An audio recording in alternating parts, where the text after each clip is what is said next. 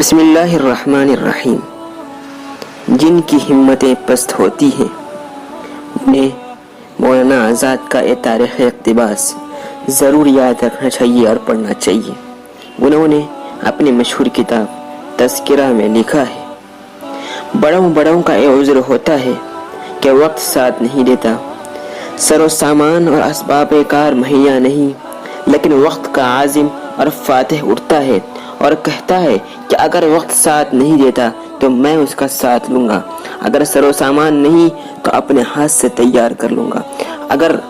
زمین موافق نہیں تو آسمان کو اترنا چاہیے، اگر آدمی نہیں ملتے تو فرشتوں کو ساتھ دینا چاہیے، اگر انسانوں کی زبانیں گونگی ہو گئی تو پتھروں کو چیخنا چاہیے، اگر ساتھ چلنے والے نہیں تو کیا مذائقہ، درختوں کو ڈورنا چاہیے،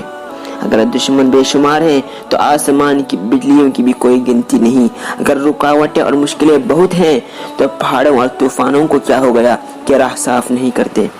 وہ زمانے کا مخلوق نہیں ہوتا کہ زمانہ اس سے اپنی چاکری کرائے، وہ وقت کا خالق اور عہد کا پالنے والا ہوتا ہے۔ وہ زمانے کے حکموں پر نہیں چلتا بلکہ زمانہ آتا ہے تاکہ اس کی جنبش لب کا انتظار کرے۔ وہ دنیا پر اس لیے نظر نہیں ڈالتا کہ کیا کیا ہے جس سے دامن بھر لوں، وہ یہ دیکھنے کے لیے آتا ہے کیا کیا نہیں جس کو